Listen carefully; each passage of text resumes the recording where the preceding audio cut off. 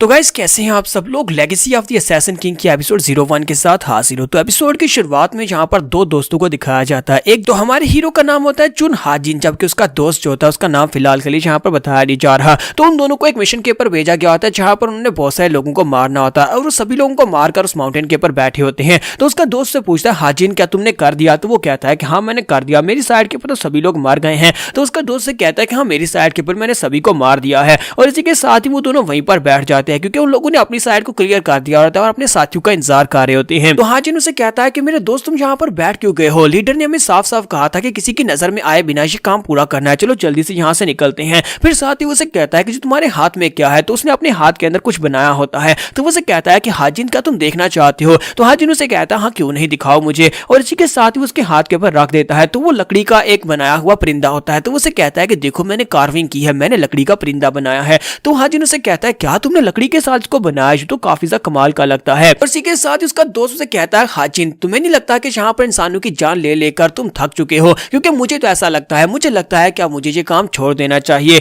तो ये बात सुनने के बाद वो काफी ज्यादा हैरान होता है, यानी हाजिन काफी हैरान होता है। तो उसका दोस्त से कहता है कि मैं यहाँ पर ये सब कुछ छोड़कर जाने वाला हूँ क्योंकि मुझे नहीं लगता कि ये जरूरी है। एक असैसिन बनना मेरा सपना नहीं था। मैं अपनी बाकी की सारी जिंदगी एक परिंदे की तरह आजाद गुजारना चाहता हूँ। मेरी बाकी की सारी जिंदगी बहुत ज्यादा अच्छी गुजरेगी। एक ऐसी जिंदगी जहाँ पर हम लोग खेतों में जाकर खुशियां मना सकते हैं, जहाँ पर खेतों की खुशबू को महसूस कर सकते हैं, ताजा फल खा सकते हैं और परिंदों को चहचहाते हुए देख सकते हैं, बिल्कुल एक परिंदे की तरह जिसकी कोई लिमिट नहीं होती, जो जहाँ पर जाना चाहे वहां पर जा सकता है। कम से कम हमें यहाँ पर इस तरह की ब्लड की स्मेल को तो नहीं सूंघना पड़ेगा। तो हाजिन से कहता है कि मुझे भी अपने साथ ले चलो ना, मैं भी जाना चाहता हूँ। तो वो से कहता है नहीं तुम मेरे साथ नहीं चल सकते। हाजिन कहता है लेकिन क्यों? मैं भी तो वहां पर जाकर उन पौधों की स्मेल को महसूस करना चाहता हूँ, मुझे भी ब्लड की स्मेल अच्छी नहीं लगती। तो उसके दोस्त से कहता है कि तुम इस बारे में सोचना भी मत। और इसी के साथ ही उसे कहता है यार क्यों, मुझे अपने साथ ले चलो ना, हम दोनों एक साथ जाएंगे। इसी के साथ उसका दोस्त चिल्लाकर उसे कहता है कि नहीं अपनी बकवास बंद करो, इस तरह की बात मत करो। और इसी के साथ उसकी बॉडी जो होती है अंदर से फट जाती है और हाजिन के मुंह पर उसका ब्लड गिरता है। वो कहता है कि यहाँ पर क्या हुआ, इसको अचानक से क्या हो गया? वो उसे वहां पर बुला रहा होता है लेकिन वो मर चुका होता है। इसी के साथ ही लीडर वहां पर पहुंच जाते हैं। लीडर उसे कहते हैं कि तुम में से जो भी यहाँ पर इस बारे में सोचेगा भी कि वो इस ग्रुप को छोड़कर जा सकता है, उसके लिए सिर्फ और सिर्फ एक ही चीज उसका इंतजार कर रही है, वो मौत है। अगर तुम ग्रुप को छोड़ना चाहते हो तुम्हें मरना पड़ेगा। जब तुम लोग छोटे थे तुम्हें यहाँ पर लाया गया था, तुम्हारी बॉडी के अंदर एक पैरासाइट इंजेक्ट कर दिया गया था।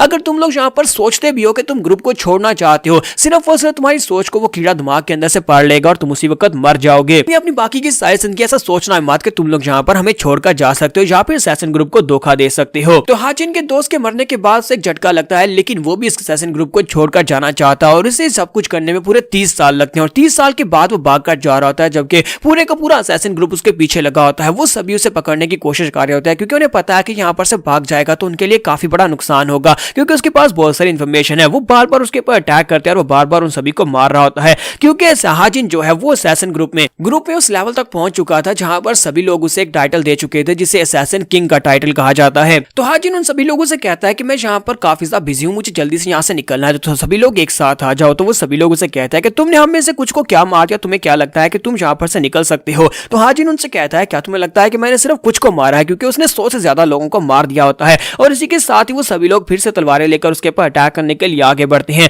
जब वो उसके ऊपर अटैक करने के लिए आगे बढ़ते हैं तो हाजिन अपनी तलवार को घुमाता है और उनको काटना शुरू कर देता है। वो जिसके ऊपर भी अपनी तलवार को चलाता है उसकी बॉडी को 2 हिस्सों में काट देता है और सोच रहा होता है कि मैं यहाँ पर क्या कर रहा हूँ, मेरे रास्ते में अभी तक जितने लोग आ रहे हैं मैं सभी को मार रहा हूँ क्योंकि ये सभी लोग मुझे रोकना चाहते हैं, ये नहीं चाहते कि मैं ग्रुप को छोड़कर जाऊं। इसी के साथ ही वहां पर उसके सामने जो भी आता है उसको मारी जा रहा होता है और कहता है मुझे समझ नहीं आ रही कि ये सभी लोगों को अच्छी तरह से पता है कि ये मेरा मुकाबला नहीं कर सकते, फिर भी ये सभी लोग बार बार मेरे सामने आ रहे हैं, सभी लोग बार बार मेरे हाथों से मरने के लिए जहाँ पर आ रहे हैं। और वहां पर कुछ कम नहीं होते बल्कि पूरी के पूरा असैसिन ग्रुप जो होता है उसके पीछे लगा होता है। जैसे कि जॉन विक आपने देखी होगी, वहां पर भी पूरे का पूरा माफिया जो होता है वो जॉन विक बेचारे के पीछे पड़ जाता है। बिल्कुल ऐसे ही यहाँ पर वो सभी लोग इसके पीछे लगे होते हैं। तो वो कहता है कि मुझे इस लेवल तक पहुंचने के लिए पूरे 30 साल लगे, मेरे दोस्त के मरने के बाद 30 साल तक मैंने इंतजार किया, अपने आप को इतना स्ट्रांग बनाया कि मैं यहाँ से निकलकर जा सकूं। आज यहाँ पर कोई मुझे रोक नहीं सकता, कोई मेरा रास्ता नहीं रोकेगा। और इसी के साथ ही वो बड़ी तेजी के साथ सभी के ऊपर जिगजैग करते हुए अटैक करते हुए आगे गुजर जाता है और सभी की गर्दनें काट देता है। और यहाँ पर इतने सारों को मारने के बाद जब वो आगे बढ़ता है तो फिर से उसके पीछे बहुत सारे लोग पहुंच जाते हैं। इतने सारे लोग उसका फिर से पीछा कर रहे होते हैं। तो वो कहता है कि इनका तो कोई अंत ही नहीं है, यहाँ पर और ज्यादा आते जा रहे हैं और ज्यादा आते जा रहे हैं,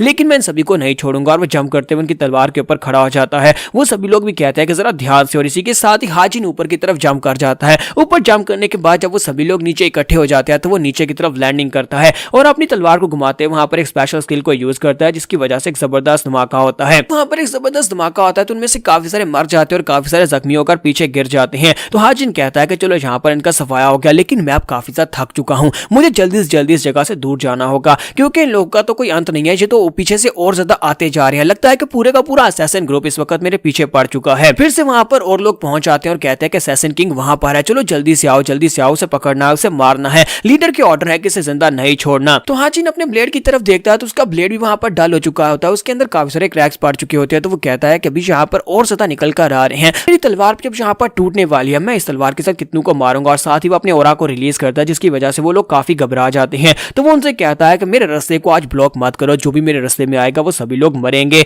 और वो वहीं पर अपने स्पाइरल टेक्निक को रिलीज करते हैं, वहां पर सभी के ऊपर ओरा से अटैक करता है। तो उसके आसपास काफी सारे लोग होते हैं, वो सभी लोग मर जाते हैं। तो यहाँ पर काफी देर फाइट करने के बाद रात का सीन दिखाते हैं कि रात के वक्त वो बुरी हालत में जख्मी होता है और वहां पर से निकल कर जा रहा होता है। वो माउंटेन को पार करके आगे निकल जाता है और कहता है कि मुझे यहाँ से जाना होगा, मैं यहाँ पर मार नहीं सकता, मैंने अपने दोस्त से वादा किया था कि मैं असैसिन ग्रुप को छोड़कर जाऊंगा। यहीं पर उसे अपने लीडर की बातें याद आती है कि उसके लीडर ने उनसे क्या कहा था जब उन्हें यहाँ पर लाया गया था। उनसे कहा गया था कि तुम्हारी जिंदगी का कोई मोल नहीं है, तुम्हारी जिंदगी कोई मायने नहीं है, तुम लोग हमारे लिए सिर्फ और सिर्फ एक किलिंग मशीन की तरह काम करोगे, तुम्हें जिसको मारने का ऑर्डर दिया जाएगा उसे मारोगे, अगर तुम्हें मरने का ऑर्डर दिया जाता है तो तुम मरोगे। लेकिन अगर तुम यहाँ पर हमें धोखा देने के बारे में सोचते हो तो पूरी दुनिया तुम्हें कर्ज करेगी, यानी कि तुम्हारे जिंदा रहने के चांसेस जीरो हैं। आज इनके पेट में एक तीर लगा होता है, तो वो चलते चलते उस तीर को वहां पर से निकालता है और साथ ही वहीं पर गिर जाता है और कहता है कि मुझे सर्वाइव करना है, मैं 30 साल तक इसलिए मेहनत नहीं करता रहा कि यहाँ पर आकर जगह के ऊपर आकर मर जाऊं, मैं मर नहीं सकता, मुझे आगे बढ़ना है। यहाँ पर अपनी सारी जिंदगी राइटियस ह्यूमनली अलायंस का एक असैसिन बनकर, उनका एक कुत्ता बनकर गुजार चुका हूँ, लेकिन अब बाकी की सारी जिंदगी में यहाँ पर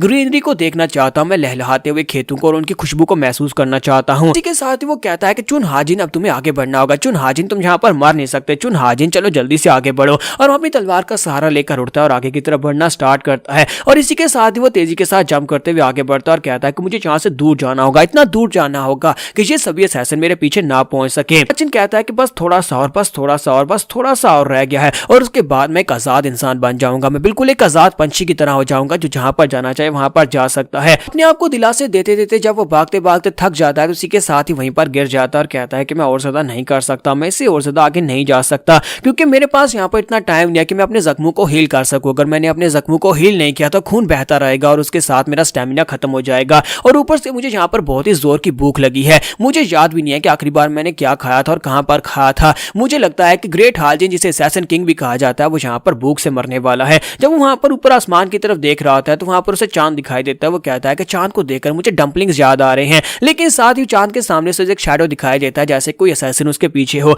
और वो उसके ऊपर अटैक करने के लिए नीचे लैंडिंग करता है। तो इसी के साथ ही हाजिन जल्दी से जंप करते पीछे हटता है और कहता है कि ये कौन है, इतना एक्सपर्ट जिसको मैं महसूस भी नहीं कर पाया और मेरे अटैक करने के लिए वो करीब पहुंच गया। हाजिन पीछे की तरफ जंप करता है और कहता है कि इस बंदे ने यहाँ पर स्टेल्थ टेक्निक को यूज किया है जो कि असैसिन्स की पीक पर यूज किए जाते हैं, यानी कि ये एक हाई लेवल का असैसिन है। इसी के साथ उसके सामने जो असैसिन होता है वो अपनी तलवार को घुमाते हुए एक स्पेशल स्किल को यूज करता है। वो सामने की तरफ एक स्ट्राइक लगाता है, उसकी स्ट्राइक इतनी पावरफुल होती है कि सामने बीच में जितने पेड़ आते हैं वो सभी को सैंडर से 2 हिस्सों में काट देता है। तो इसी के साथ ही हाजिन उसके अटैक को अवॉइड करता है और कहता है कि मैंने इस टेक्निक को पहले भी देखा है और ऊपर से इसकी बॉडी के अंदर जो ऑरा निकल रहा है, इस ऑरा को मैं पहचानता हूं, इसका मतलब यह है कि ये भी मेरी तरह एक महान असैसिन है। मेरे पास यहाँ पर असैसिन किंग का टाइटल है, कि इस असैसिन के पास जो टाइटल है वो डेथ लॉर्ड का है, इसका मतलब यह है कि मेरा सामने इस वक्त डेथ लॉर्ड के साथ है। तो यहाँ पर हम लोग अपनी एपिसोड 01 का एंड करेंगे। नेक्स्ट एपिसोड में देखेंगे क्या हमारा हाजिन यानी असैसिन किंग यहाँ पर डेथ लॉर्ड को हरा पाएगा और क्या वो अपनी आजादी को हासिल कर पाएगा या नहीं। तो एपिसोड की एक्सप्लेनेशन अच्छी लगी हो तो कमेंट करके जरूर बताएगा और वीडियो को लाइक करना मत भूलिएगा। Thank you.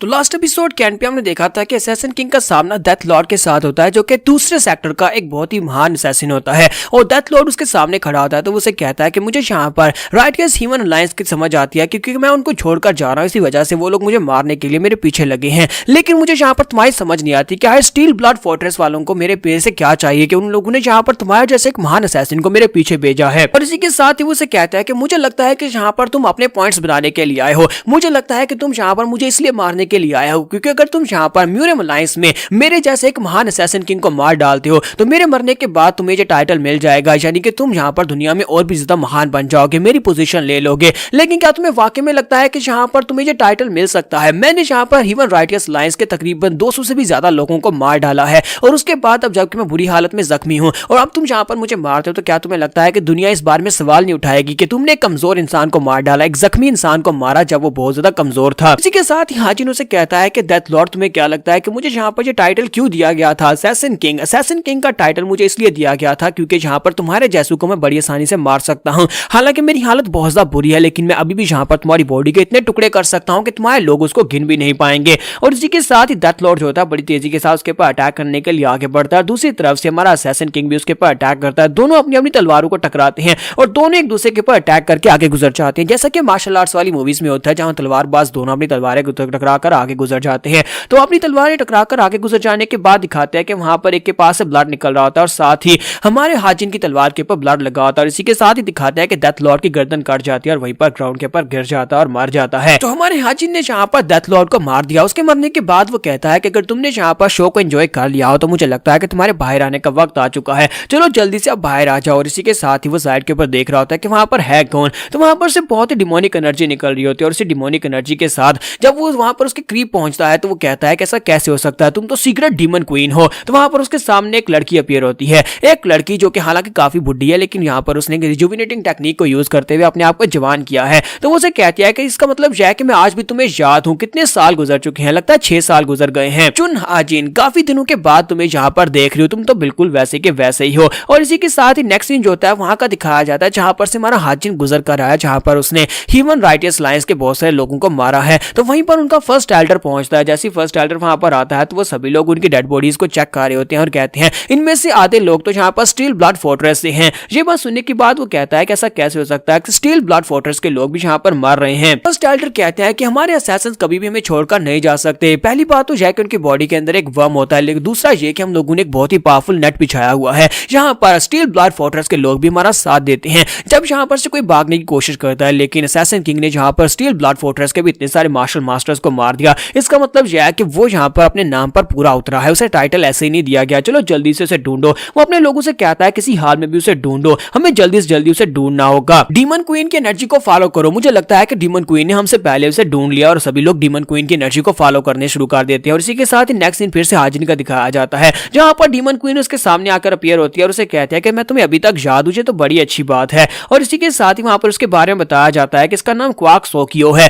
लेकिन ये अपने आप को सीक्रेट डीमन क्वीन कहती है क्योंकि इसके पास कुछ डिमोनिक टेक्निक्स हैं, कुछ ऐसी डिमोनिक पावर्स है जिनकी वजह से, हालांकि ये 60 साल की बुढ़ी औरत है, ग्रैंड माँ है, लेकिन इसके बावजूद इसने कुछ ऐसी स्पेशल डिमोनिक टेक्निक्स को यूज किया है जिसकी वजह से वो अपने चेहरे को इतना ज्यादा खूबसूरत बनाए रखती है। ऊपर से अपने चेहरे को इतना मासूम बनाया हुआ है जैसे लगता है कि इसने कभी किसी परिंदे की भी जान नहीं ली होगी। लेकिन इसकी असलियत यह है कि ये हर रोज किसी न किसी की जान लेती है। जब तक ये किसी को जान से ना मारे इसे अपने बिस्तर के ऊपर नींद नहीं आती। तो हाजिन वहां पर सोच रहा था कि जहां पर पहले डेथ लॉर्ड को भेजा गया और उसके साथ साथ स्टील ब्लड ट्रूप के बहुत सारे लोग जहां पर मेरे सामने आए और अब यहाँ पर सीक्रेट डीमन क्वीन को भेज दिया गया, मुझे लगता है कि ये लोग बिल्कुल भी नहीं चाहते कि मैं यहाँ पर से छोड़कर जाऊं। मुझे तो लगा था कि इस जैसी कमीनी कातला को यहाँ पर बिल्कुल भी नहीं बुलाया जाएगा। इस जैसी कातला को यहाँ पर बुलाने का मतलब यह है कि ह्यूमन म्यूरियम अलायंस के साथ बिल्कुल भी नहीं चाहती कि मैं छोड़कर जाऊं। वो लोग मुझे पकड़ने के लिए कुछ भी करने को तैयार हैं। फिर साथ ही वो कहता है कि अब मैं यहाँ पर क्या करूं, मुझे इससे फाइट करनी पड़ेगी, पास और कोई भी स्ट्रिक नहीं बची, अब मैं यहाँ पर किसी खास स्किल को नहीं यूज कर सकता। और इसी के साथ ही ह्यूमन क्वीन उसे कहते हैं कि मैं तुम्हें देखकर बहुत ज्यादा डिसअपॉइंटेड हुई हूँ, तुमने यहाँ पर अपनी तलवार पहले निकाल ली। तुम्हें पता है ना कि हम दोनों के दरमियान में कितना पीसफुल रिलेशनशिप है, हम दोनों यहाँ पर प्यार से बात कर रहे हैं। और इसी के साथ ही हाजिन उसे कहता है कि अपनी बकवास बंद करो, मेरा तुम्हारे साथ कोई ताल्लुक नहीं है और यहाँ पर अपनी बकवास बंद करो, बताओ कि तुम्हें मुझसे क्या चाहिए। ह्यूमन क्वीन उसे कहते हैं अगर हम दोनों की फाइट यहाँ पर शुरू हो जाती है तो मुझे नहीं लगता कि तुम यहाँ पर मेरी ज्यादा स्ट्राइक्स को फेस कर पाओगे। तुम्हारा हाजिन उसे कहता है कि मैं यहाँ पर कितनी स्ट्राइक्स को फेस कर पाता हूँ ये तो तुम्हें अटैक करने के बाद ही पता चल पाएगा,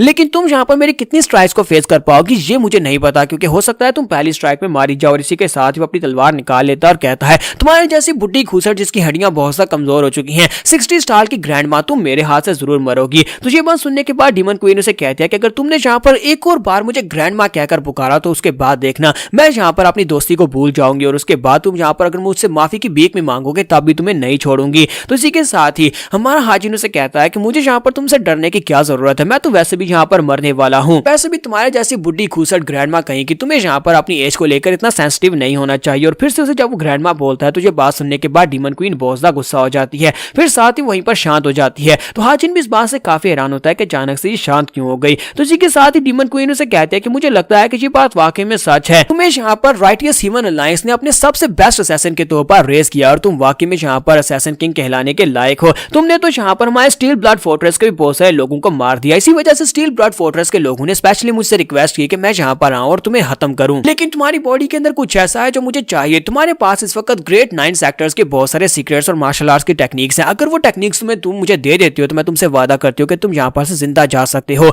मैं जाकर खुद कुछ भी बहाना बना दूंगी लेकिन तुम्हें जिंदा छोड़ दूंगी। तुमने यहाँ पर तकरीबन 200 से भी ज्यादा लोगों की जान लिया जो कि सारे के सारे असैसिन्स थे या मार्शल मास्टर्स थे। उन सभी को मारना कोई आम सी बात तो नहीं है। तुमने उन सभी लोगों को अपनी पावर्स के साथ मारा जो कि 9 ग्रेट सेक्टर्स की टेक्निक्स थी। तुम्हारा हाजिन उसे कहता है मुझे समझ आया कि तुम्हारे जैसी कातला को यहाँ पर क्यों भेजा गया है। तुम यहाँ पर मेरे पास से 9 सेक्टर्स के सीक्रेट्स लेना चाहती हो। तुम्हें लगता है कि वो मार्शल आर्ट्स की टेक्निक्स मैं तुम्हें दे दूंगा। ऐसा तो बिल्कुल भी नहीं होने वाला। तो ये बात सुनने के बाद डीमन क्वीन उसे कहते हैं मुझे तो लगा था कि तुम सिर्फ और सिर्फ एक असैसिन हो जो लोगों को मारना जानते हो, लेकिन तुम्हें तो दिमाग इस्तेमाल करना भी आता है और तुमने यहाँ पर मुझे मना कर दिया। तो इसी के साथ ही हमारा हाजिन उसे कहता है कि मुझे अच्छी तरह से पता है कि तुम मेरे पास से सारी इन्फॉर्मेशन लेने के बाद स्टील फोर्ट्रेस वालों को कुछ भी नहीं देने वाली। तुम ये सारी इन्फॉर्मेशन अपने लिए रखना चाहती हो। वो 9 फैमिली के सीक्रेट जो है वो सिर्फ और सिर्फ अपने लिए यूज करना चाहती हो ताकि अपने आप को स्ट्रॉन्ग बना सको। तुम सिर्फ अपने फायदे के लिए काम कर रही हो। तो वो कहती है तो इस बात से क्या फर्क पड़ता है कि मैं अपने लिए काम कर रही हूँ या फिर किसी के लिए काम कर रही हूँ। यहाँ पर स्टील ब्लड फोर्ट्रेस के लोगों ने मुझे रिक्वेस्ट नहीं किया होता तब भी मैं यहाँ पर जरूर आती। तुम्हारी इस कमजोर हालत में तुम्हें जरूर मार डालती और तुम्हारे पास वो सारे सीक्रेट्स ले लेती। मुझे लगता है कि तुम्हारे लिए ये बहुत ही अच्छी डील है। वैसे भी तो तुम यहाँ पर मरने वाले हो तो मैं यहाँ पर तुम्हें एक फ्री वे दे सकती हूँ। मैं तुम्हारी जान बचा सकती हूँ लेकिन बदले में तुम्हें यहाँ पर 9 सेक्टर्स के सीक्रेट्स देने होंगे। तो हाजिन कहता है कि नहीं, मैं तुम्हें वो सीक्रेट्स नहीं दे सकता। तुम्हारे जैसी कमीनी जो है वो मेरे पास इस तरह के सीक्रेट्स नहीं ले सकती। जो कमीनी यहाँ पर अपने सेक्टर की सगी नहीं हुई वो मुझे यहाँ पर